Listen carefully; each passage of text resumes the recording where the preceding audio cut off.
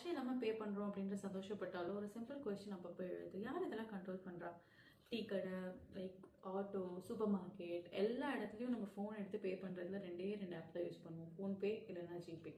நம்ம எல்லாம் நினச்சிட்டு இருக்கோம் மேபி உங்களுக்குலாம் காம்படிட்டர்ஸ் இருக்காங்க, இவங்க அந்த மாதிரி பண்ணிப்பாங்க, சண்டை போட்டுப்பாங்க, நம்ம மேபி ஒரு ஆப் வரும் அதை யூஸ் பண்ணுவோம் அப்படின்னு. இங்கே ஒரு டியோபோல் இன்வேஷனே நடக்குது. ஸோ நம்ம யூஸ் பண்ணுற PhonePe own by Flipkart, Flipkart own by Walmart, Walmart is an American company, again GPay own by Google, American company. யோசிச்சு பாருங்களேன், ட்ரம்ப் ஒரு நாள் இந்தியாவோட டிரான்சாக்ஷனை இன்வைட் பண்ண ஆரம்பிச்சான்னு ரொம்ப ஈஸியாக இருக்கும். ஜஸ்ட் ஒரு கிளிக் தான், இந்த ரெண்டு ஆப்பும் காலி.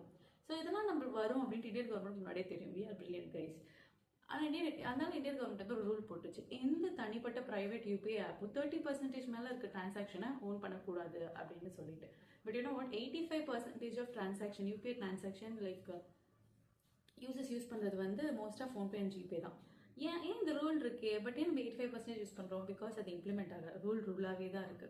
அண்ட் அகைன் இன்னொன்று என்னன்னா, யூபிஐ எல்லாத்துக்குமே பேங்க் வந்து இன்சென்டிவ்ஸ் கொடுக்குது. நம்ம ஜிபேல பே பண்ணால் நம்மளுக்கு ஸ்க்ராட்ச் கார்டு கொடுக்குறது, ஃபோன்பேல பே பண்ணால் கேஷ்பேக்ஸ் கொடுக்குறது, இது எதுவுமே நம்மளுக்கு வந்து அந்த ஆப் தருது. இது எல்லாமே வந்து பேங்க் நம்மளுக்கு கொடுக்குறது. ஏன்னா நம்ம அதை வந்து டிஜிட்டல் டிரான்சாக்ஷன் வந்து ப்ரொமோட் பண்ணணும் அப்படின்னு இந்தியா சொன்னனால இவங்க வந்து இந்தியன் யூசர்ஸ் பற்றி நல்லா தெரிஞ்சுக்கிட்டு இதை வச்சு ப்ரொமோட் பண்ணுறாங்க. So what you think, what you use, PhonePe R Google Pay, இல்லை அதை தாண்டி வேறு எதனா யூஸ் பண்ணுறீங்களா?